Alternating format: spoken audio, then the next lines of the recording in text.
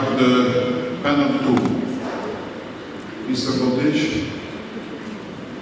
can you be so kind to ask your input account up front?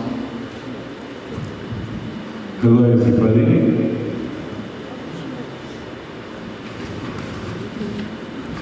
I will be preparing the next 45 minutes with our distinguished guests, so I invite you all on the stage.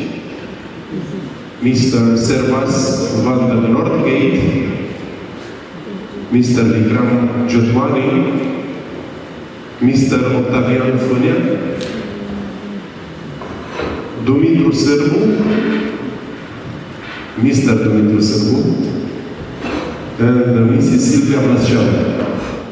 Good afternoon and welcome to the panel 2 of the day 2 of Belgian Week 2026.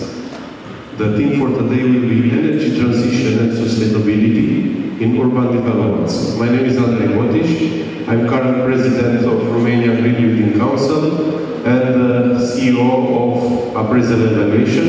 I will use my expertise as a valuation expert in the energy industry to share with you and with our distinguished guests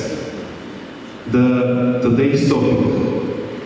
So we'll be for the next 40 minutes together here. We'll have a couple of questions. We will start with a question for everybody. So please, we'll use the number from 1 to 0 here. So the first question is, how has your organization navigated the current challenges in energy and sustainability? Please also use this question to introduce yourself, to say a few things about you, about your company, and about your interest that you have today, and about the information that you will be sharing with everybody. Thank you. Hi. My name is Stoicescu. I'm the president of the Romanian Center for Sustainability, also known as the Association for Sustainable Fuels. As I've heard the question regarding first introduce ourselves, then I think there's a question coming up. We've been pioneering sustainability since the beginning of this, let's call it, trend.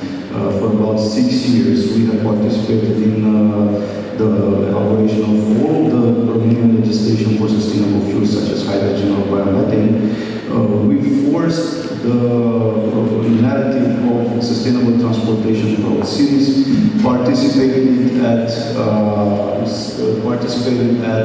the elaboration of Operations as Smart City Strategy, which was the subject for a little bit earlier, and many other initiatives that our association has participated in. So let's move forward. My name is Servaas van Noortgate. I'm a Belgian-Flemish citizen, but our company Green Ventures is active in Romania since more than 15 years. And we are a renewable, mainly solar developer. We are a niche player with a focus on not big megawatt projects, but on projects with above market returns. We're quite opportunistic into the market. We are long-term thinkers, active for more than 15 years and hopefully another 15 years to go. And we are very much focused on projects with on the long or on the lifetime cost of the projects. Our projects have to last for minimum 20-25 years. We delivered over 700 megawatts of projects in the past 15 years, of which we were involved in EPC management in over more than 300 megawatts ourselves. How do we navigate the current market challenges? Well, again, we focus mainly on the long term. We have had, of course, the ups and the downs, the lows and the highs in the market. We had the green certificate boost here in 2012, 2014. Then the market stopped, but then in 2022, the crisis, Ukraine war. Now again we have the war in Iran, but we think you have to look in the renewable market, it's a capex market, you have to think long term, and you have to focus on decentralized energy. At least we focus on decentralized energy, meaning that the basic idea of solar is to put it there where also the consumption is, as close as to the consumption. Not always easy, but we only do projects which have an own local offtake of a minimum of 50%. Otherwise, we are not interested. And to navigate, and the main challenge for us is the solar capture rate. The negative prices are coming. Romania as well now, for sure in other countries in Europe. We see this in Poland, in Belgium. And therefore, we also try to create new business models. For instance, the transport industry accounts for 15% of the carbon still in the energy mix. So we try now to focus on battery electric vehicles, both trucks and buses. We are deploying a CaaS model, which is a charging as a service module, and even we are trying, or we are attempting at offering transport logistic companies a fixed cost per kilometer based on fixed energy price. That's how we are now trying to, let's say, navigate the current challenges. Thank you. That's quite interesting information. Hi everyone, I'm Vikram. I'm advisory partner at MORE. We are part of MORE Global, one of the largest accounting and advisory networks with offices in 100+ countries. I am more specialized in capital raising, so I'll cover that part. The three challenges we see from a capital raising perspective, including in energy project. One is definitely regulatory. When we stress test models, we of course consider a lot of regulatory aspects, including the recent changes in the grid allocation framework we have in Romania. The second has to be definitely cost of capital. The cost of capital has gone up also because the rating has gone down for Romania for the credit rating. So the cost of capital has gone up, and we are trying to see how we navigate through that with different partners from Middle East. So that's second, and third has to be ESG per se on a strategy wise, not from compliance point of view, because a lot of people confuse this compliance with ESG strategy. When you raise big funds, especially in the energy sector, you need to have a ESG in your DNA rather than just being compliant. So that's three challenges we see for the clients trying to raise capital in the energy projects. Hello, my name is Octavian Fanea. I'm CEO of Kadra, part of EMI Group. Kadra is a Romanian company which has focus on access solutions for all type of buildings. Today I'm here discussing about our division for smart mobility, where our focus is to find solutions for our customer to improve their flow in terms of people, in terms of cars, and I hope to have a good talk today. I hope everybody to share something interesting for you and for us, of course.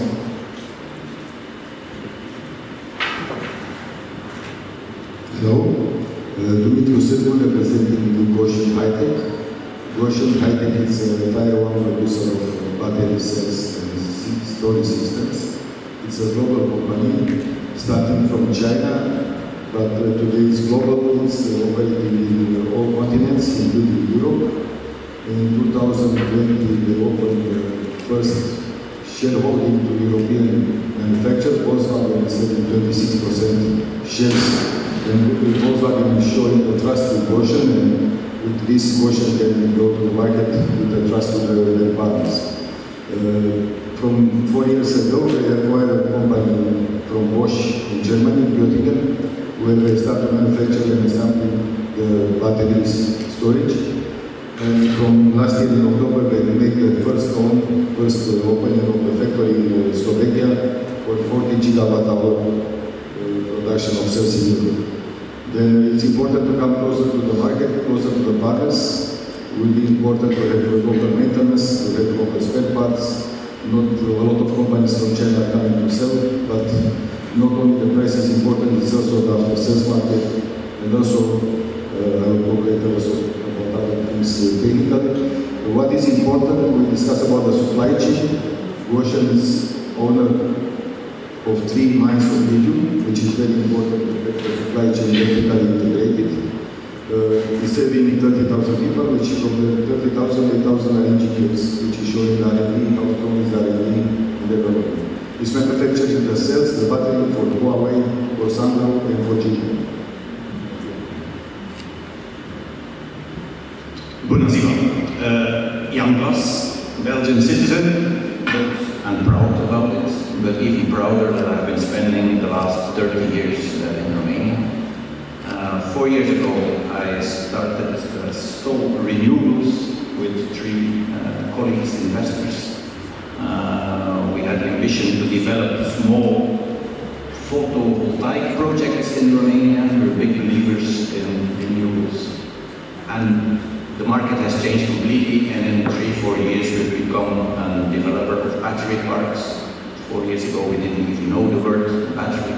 And so we are looking at the market with complete enthusiasm, especially now that we have been officially named smart guys and weighted steps. The funny thing is, we love the decisions taken by the government. The fact that long lists of unexisting projects have been killed or will be killed. Because we are a big sponsor of this, we believe that this is needed. The one thing we don't like is that I have the feeling that people who are now developing renewable projects suddenly, to the public, are all considered bad people. The framing of anyone in renewables suddenly becoming someone who's looking for short-term profit, getting rich quickly, because you know people is the wrong frame. We fully agree that 80 gigawatts is ridiculous. Bringing it back to 20 maybe is fantastic. But there's many good projects also, and we should focus further on having more renewables, wind, solar, and especially now also batteries, to make Romania a powerhouse of renewable energy in Europe. My name is Silvia. I'm representing the Association of Electricity Producers, the main producer, Romanian producer. We are assuring more than 50% of the Romanian consumption. Our company members are Hidroelectrica, Nuclear Electrica, Romgas, Elcen, Elinfra, and Ortenia. So we are using all the possible types of resources, from hydro to coal, and in the last months we develop, our members are developing storage. So I think it's a good opportunity today to share some ideas from your experience. I know Belgium has not the same mix of electricity. Maybe you've done some mistakes, I don't know, because you try to implement faster and faster energy vendors, the German model. We are a little bit, we are a very attractive country for renewable indeed. And speaking about bad guys, I don't have the same opinion. And indeed in Romania there is a lack of legislative predictability, sometimes tough words in the market, but the good news for you at least, last day we spoke about an emergency ordinance. Yesterday the government tried to approve this ordinance, but was never published, so it is not in force, and I think this is a good news for you. Thank you very much for your introduction. In the next minutes, to give some context, we will invite Mr. Octavian Fanea to have a PowerPoint presentation. Octavian will bring a perspective that often gets separated from the energy transition discussion. Am să îndrăznesc să continui în limba română. Cred că e mai de efect. Și am să încerc să fiu mai scurt decât mi-am propus inițial, pentru că nu vreau să deturnez foarte mult partea de discuție în care cred că avem mai mult de învățat. Vrem să ridicăm câteva întrebări și să oferim poate o perspectivă nouă. Kadra, așa cum discutam mai devreme, este o firmă care se ocupă de control acces pentru oameni, mașini și aer în clădiri. Asta sună foarte pretențios. Ne mândrim cu faptul că am schimbat cum arată ușile în spitale din România. Am început acum 20 de ani cu câteva poze arătate arhitecților, cu niște uși de PVC montate după 2 ani. Arhitecții au înțeles și astăzi spitalele noi și cele care se modernizează arată ușor diferit. Așa că în aceeași idee am să vă arăt câteva poze din orașele noastre și să deschid un subiect legat de Smart Mobility, Smart Cities și posibil și soluții alternative pentru energie. Așa că subiectul pe care îl propun astăzi, cum dăm orașul înapoi oamenilor, fără să interzicem mașinile. Cred că această poză este sugestivă. O vedeți peste tot în România. E o imagine cu care noi ne trezim de cele mai multe ori, fie când călătorim, fie când locuim, fie când ne vizităm părinții. Și îți pui întrebarea dacă într-adevăr orașul este un loc pentru oameni astăzi în România sau este o mare zonă de depozitare pentru mașini. Noi credem cu tărie că problema nu este mașina în sine, care este un obiect, ci problema vine din faptul că nu avem organizare și nu avem ordine. Și dacă avem de multe ori o legislație care ar trebui să sprijine lucrul acesta, acea legislație nu e bine pusă în practică. Și credem foarte tare că dacă noi vom aduce un pic de ordine în oraș, în special în partea de parcări, e posibil ca traficul din oraș să scadă cu 30%. 30% din trafic, nu știu cât știți, una din 3 mașini din traficul din București, Timișoara, Cluj, Iași, Brașov, Reșița, erau și domnii din Reșița mai devreme cu o prezentare de buță, una din 3 mașini caută în centrul orașului o parcare. O parcare să-și lase copilul la școală dimineața, o parcare să-și rezolve treburile la tribunal, o parcare să ajungă la un spectacol și așa mai departe.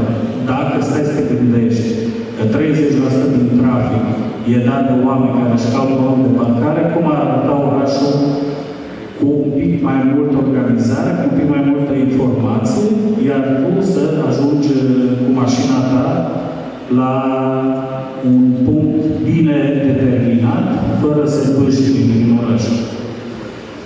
Și sigur, discutăm foarte mult și în trecut și în viitor vom discuta de Smart City, discutăm de IT, de AI, de digitalizare. De multe ori termenii aceștia au o notă abstractă. Cred că înainte de orice ar trebui să ne organizăm cu ce avem. Și după ce suntem organizați și știm exact ce ne dorim, să facem acest pas pe mai departe. Și noi, din ce am observat, că în România, inițiativele pe care le sprijinim cu partenerii noștri, care sunt diversi, hoteluri, municipalități, spitale, săli de evenimente, în momentul în care aduci organizarea, mașina face loc omului și spațiile revin cetățeanului și nu mașinii. Sigur, mi-aș permite o considerație legată de Cluj, orașul în care eu locuiesc. Acolo, de câțiva ani de zile, a existat o preocupare, am zice noi, destul de bine integrată. Noile autorizații de construcție pentru clădiri rezidențiale vin cu specificația clară că trebuie să aibă partea de parcări underground. Deci mașinile în repaus seara, mulțumesc, mașinile în repaus seara și în timpul zilei trebuie să fie sub clădire. Avem garajele desfințate și transformate în parcări multi-etaj în oraș. Și avem parcări de biciclete în aproape toate cartierele. Și, bineînțeles, avem București, a fost partenerul nostru Interparking mai devreme cu parcările underground, care sunt o soluție cu sens.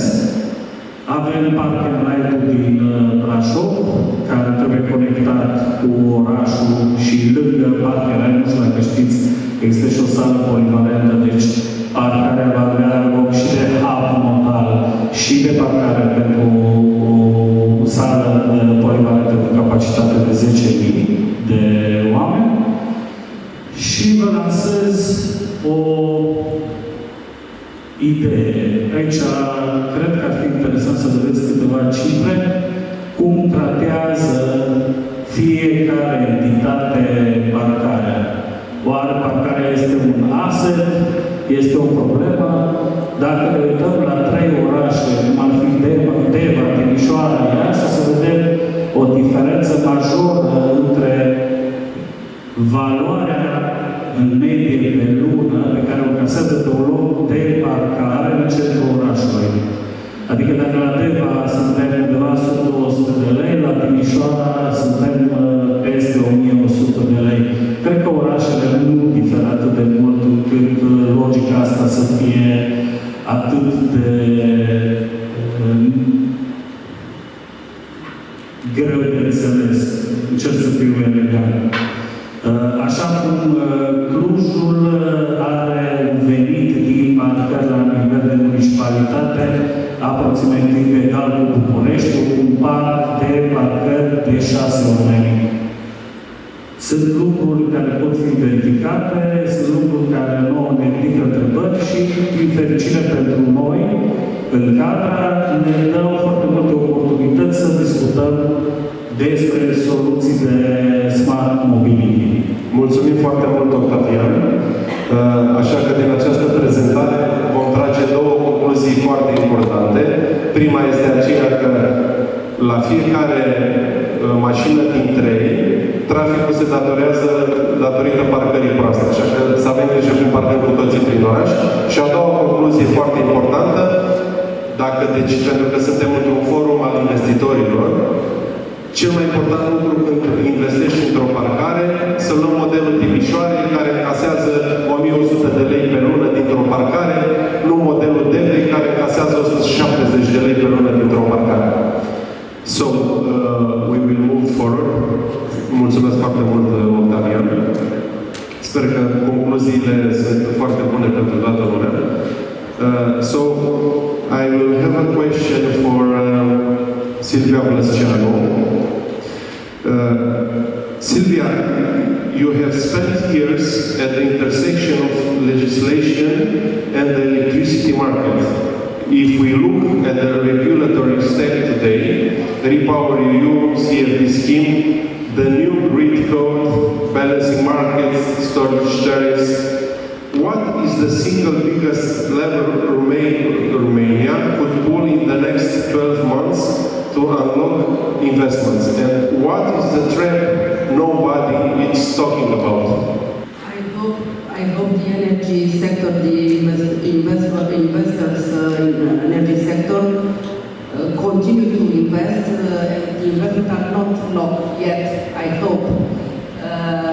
Because as I know, most of you are considering Romania very attractive from this point of view. If you compare with other European countries. But what do we need? We need, in my opinion, because I work many years in the system, we need legislative stability. So, and myself, less interference of political experts in the system, because we don't need so many regulations, and if we have a law, legislation, secondary legislation issued by ANRE, we need at least 12 months at least to apply this legislation and to check if it's okay or not. That is not perfect legislation indeed, but what we need, we have to see how we apply and to have a little bit stability and predictability. So my message for the investor is don't avoid or how to say Romania, because we continue to be attractive on, at least on the renewable side. This is the first sector we need to develop, and we continue to be very attractive with the investor from Belgium, Luxemburg, and other European countries. Thank you very much.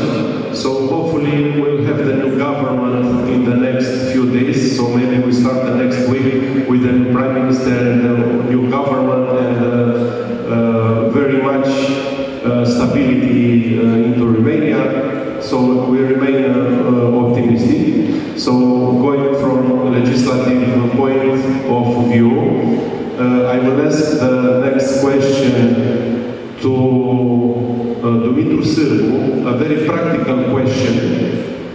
What is the most important thing in a storage system, in a battery, from the perspective of the producer and also from the other perspective of the consumer? Thank you for the question.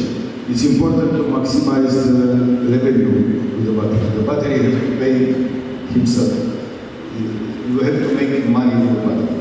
What it means is, besides the arbitrage that you load when it's cheap energy, because today everybody is producing, but will be too much production. Then we have negative prices when the sun is shining, then you have to store this energy. Hopefully we will have also the dynamic prices when we can load in the night, maybe the battery will be used during the day.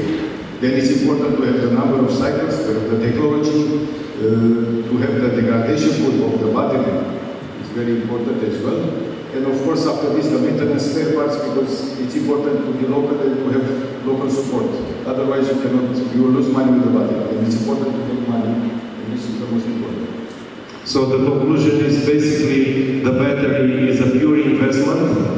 Either we are talking about residential use or industrial or commercial use. It's an investment. If you buy a good battery, it will long for less and you'll make more money, correct? Yes. Thank you very much.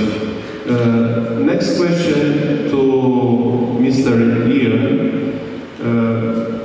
How do you see the 2026 mix between production of energy from solar energy and the batteries? How deep is the gap in between the two? Because we have a lot of production, but we have less storage space. It's something we see in the whole of Europe. When the sun shines, it shines for everybody, luckily.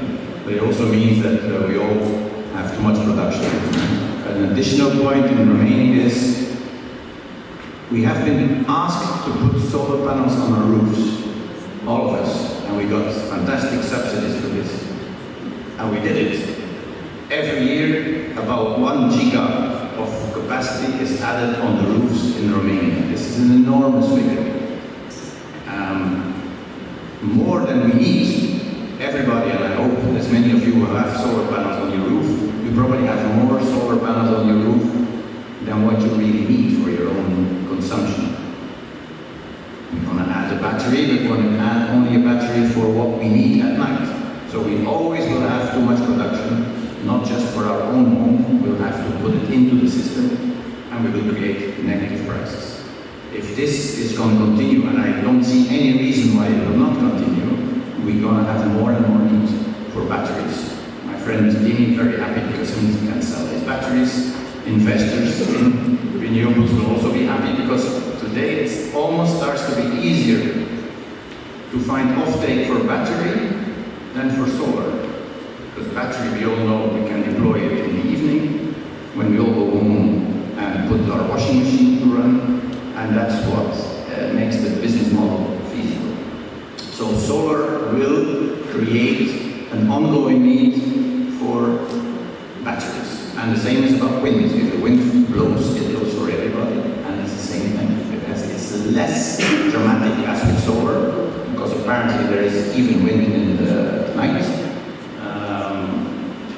But it is a similar thing. When there's a lot of wind, you're going to have negative prices and we're going to need batteries. I want to add one more thing. When someone asks me why to come to Romania and invest in renewables, why don't you stay in Servaas? Why don't you stay in Belgium? Beautiful country of Belgium. You know the language, you know the history, the culture. What's the advantage of Romania? One element of advantage in Romania, and it's sometimes surprising, is that we are easy in obtaining permitting, and I'm not considering about making false projects. I'm talking about getting a project from getting it approved to building it, the whole road to follow, the bureaucracy, all the permits you need, sometimes seem like hell for us here in Romania, but if you compare it to the countries in the West, it is much easier to get through the whole bureaucracy in Romania than compared to, for example, Belgium, but also Germany. To bring a project to build in Romania is much easier than to make it happening in Belgium and Germany. And one reason why is in Belgium, people are very vocal. If you put a new initiative in your street, in your village, in your city, obviously you're going to have a contra reaction from the local population, the neighbor, not in my backyard syndrome. It's a phenomenon which we don't have yet in Romania. I love people being vocal and standing up for your rights, but I'm happy that we're not yet in that situation, that for each little change in society, we get a contra reaction and we stand still in the west of Europe. So the future is here. Thank you very much for the honesty of saying that. This is a real true comparing with the Western countries, but very few people knows about it. So coming from an international operator and investor developer here, it's very important for Romania and for giving incentive for others to come here. One sentence, another good news for you. In the next period, 2 months, 3 months, we'll have a new regulatory framework regarding the prosumers, and they will be possible to share the energy between different places of consumption. So I suppose it will be better for solar and solar-based power plant and prosumers. Thank you. So talking about investments, I will address another question to Mr. Servaas on Noortgate. So, Servaas, you represent here the perspective of Belgian capital, looking for renewable assets. From your citizen investor, what does the Romanian project pipeline look like in 2006 if you compare with 3 years ago? Well, I have to disagree. It's still a little bit young. I think it depends on what kind of projects probably you're developing. But maybe first to answer your question Andrei, about the pipeline. Yes, 4 years ago, 2022, we started with a pipeline of about 50 megawatts of projects we are developing. Out of that pipeline now, around 90% has been really realized. It's mainly rooftop projects. Unfortunately, and that's where I disagree with Jan, with the DSOs, to obtain the ATVs and solution studies, especially on rooftops, and whether it's a small or a big project, in my opinion, it still takes too much time and the lead time. Meaning that, or the result is that for now, we are filling our pipeline faster than we can, let's say, obtain the database. So currently we have a pipeline of about 60 megawatts still to be realized in the upcoming, let's say, 2 years. That's a little bit, at least our ambition. It means in total around 50 projects. On average, it's 1 to 2 megawatt peak per project. In the meantime, as well, we have built up a pipeline of storage as well. Not so ambitious as announced, but we are working now around 50 megawatt hour of battery storage. And there we see, I think, a common or decent approach of the DSOs, in my opinion, is where they say, okay, we give you more easy grid connection if you build 4-hour storage as well, which I think it makes sense. For me, it absolutely makes sense. What is not helping, I think, to obtain Organizator solution studies, in my opinion, is the 80 gigawatt of paper projects, what we call the paper projects, here on the table. So I fully agree with Jan that a new law with a guarantee mechanism needs to be put in place, and we have to get rid of all these paper projects which are blocking the grid, so that the real projects and the real investors who come with money and who want to invest, that they are able to realize their projects in the short term. So for sure, it's one of the deal breakers still, in my opinion, that is this grid congestion, which is there, but it's not a real grid congestion like we know in the Netherlands, for instance, and now coming in Belgium as well. And that's also still a reason to come to Romania. It's a grid congestion on the paper, but it's not a real grid congestion. Why else to come to Romania? Yeah, fantastic food. The sun is shining. We have 30-40% more, let's say, sunshine hours than in Belgium for a same, let's say, for a same investment, because the investment is not higher. And you have space. Yeah, the NIMBY, I fully agree. In Belgium, we really have a NIMBY problem, not in my backyard, especially when it comes to wind development, for instance. We are not able to develop any wind projects anymore in farms because everybody will somewhere suffer and have a shadow impact or a noise impact.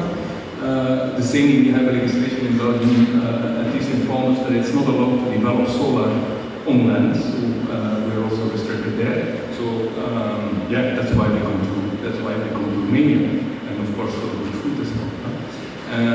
Thank you very much. So a different perspective. Too easy to obtain documents, you have too many projects on the pipeline. Too many projects on the pipeline basically are blocking the real investors which are willing to release capital immediately. So basically we are waiting for the next generation of paperwork from the government to establish that. Thank you very much. So Vikram, you are sitting on the other side of the Servaas chair, also here, but also in the market, because you are on the advisory side. companies in Romania come to more wanting to raise capital, comply with CSRD, get their ESG governance or reports. From your experience across Romania and Moldova and beyond, what is the single biggest gap between the Romanian energy and real estate companies present? And what international capital actually needs to see before it commits? Thank you, Andrei, for the question. I will try to cover which my colleagues didn't cover already. One biggest thing which is very also simple, there is a lot of interest for sure from Asian investors in energy sector here, and that's a lot of interest we are trying to capitalize for the last few months.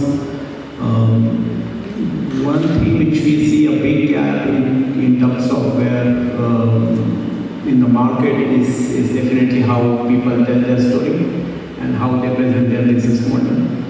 I have seen many projects, they have all the permit in place, the projects are brilliant, but the way they tell their story and the way they present their models are not that, let's say, correct. And that's where a lot of financing opportunities are missed. But luckily there are a lot of good people, good consultants around in Romania and Moldova, which can help them to capitalize on this. So that's one biggest, very simple thing. I'm going to do business valuation, so you know that's very simple thing, but it's something very important at least in this part of the world.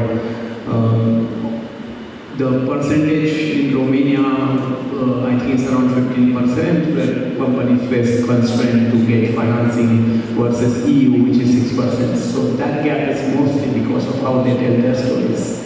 Because in the end, a PE fund from Abu Dhabi or from Central Asia or wherever wants to underwrite the risk. And if you are able to present the story well, then I think people are willing to invest in this part of the world. Thank you very much. I have another question for Vlad Stoicescu from the Romanian Center for Sustainability. So, from the civil society perspective, ESG compliance has become a regulatory checkbox for many companies. What does meaningful sustainability look like in a Romanian city in 2026? And where do you see the gap between corporate ESG reporting and what citizens actually experience in their neighborhoods? So the question has multiple playing fields, but the reality is what I've experienced this morning actually while driving here. And it's the first time I took my car out for a year because I've used public transportation throughout this year. So Bucharest citizens actually live in two dimensions. One of them is sad, one of them is angry, resentful in traffic, and the other one is people that are just relaxing, cruising by, the public transportation people. The public transportation grid has been drastically improved over the years. Reșița would be a very good example, and now we're looking at other improvements coming here to this event hall. And I'm ashamed to tell you, I'm not ashamed to tell you that I'm responsible for these holes in the road because I was the project manager of the metro development project on behalf of Bucharest Airports. One of the reasons this project is being built is because of Octavian. And this is a little known fact by other people of the Bucharest public, for example, because Minister Drula wanted to cancel the project. His question was, why is this project profitable? And we, as an airport, answered, we don't have the passengers, but Organizer has the citizens. Let it be built. And he let it be built. That was a very good decision. So, right now, sustainability in cities is a form of transportation. We, as an association, have implemented, together with the Romanian government, the alternative fuel infrastructure regulation, not directive, regulation. So, we have a regulation that tells us how to manage transportation and fuels in order for them to be sustainable. This regulation also has a mandate for intelligent transportation systems. So the management of resources is also digital, with digital twins, with digital solutions that can be provided in order for us to ensure that the passenger that leaves Corlanta reaches Pantelimon without any issues while switching 10 transportation modes smiling, cruising by. So this is one of the models. But sustainability reporting onshore means that you assume these responsibilities. You assume to be part of the solution, and then report because you are scope 3, you are scope 2. Be part of the change because you have to be part of the solution. Thank you very much. So we are all part of the change. We are very good on paper. We just have to train more, to exercise more, and to get more results. For sure, together we are doing it today. So in order to give an incentive to the capital meeting for Belgian Week and Investment Forum, I will have the last question for everybody, but please be 10-15 seconds each. If you have capital of 1 million euro now, in what will you invest, and what will be the return per year? Sorry, okay. So I'm humble, always humble to be with Mrs. Vlasceanu on stage because together with all of the powerful women in energy, they have a point of view. But we're building energy in order for it to be consumed. This metro line is going to be a huge consumer of energy. So, power purchase agreements, and I'm going to be investing in guarantees of origin. I'm going to be investing in guarantees of origin because Romania is part of the AIB from January 1st, 2027. The guarantees of origin resulting from power purchase agreements will be extremely valuable, and the renewable energy from Romania, apart from the fact that it's very profitable because of the low levelized cost of energy, is going to be more profitable because of this carbon reduction aspect. Thank you. It's not an easy question. 1 million. 1 million. 1 million. Well, maybe I would maybe consider buying an old transport company doing local distribution and get an old diesel fleet out. I would pay a premium to my drivers to drive between 2 o'clock in the morning and 12 o'clock at noon. And in the afternoon, I will charge my new battery vehicles with very cheap solar.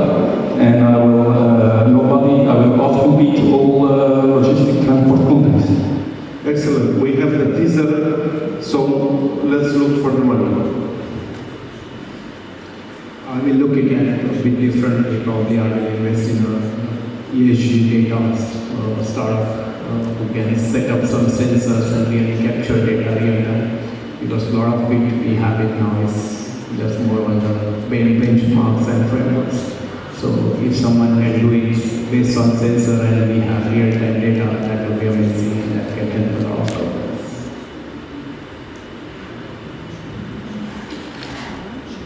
For sure, I will invest in parking because the revenue is immediately and the profit is amazing. So the only thing that is stopping me to invest 1 million euro is sometimes the difficulty in terms of paper with the municipalities and the private and the public kind of cooperation that still is not easy to do in Romania. Thank you. I will try to not be subjective, but I have to. I will need more money than 1 million to invest in storage, and of course to help also Vlad to produce hydrogen after.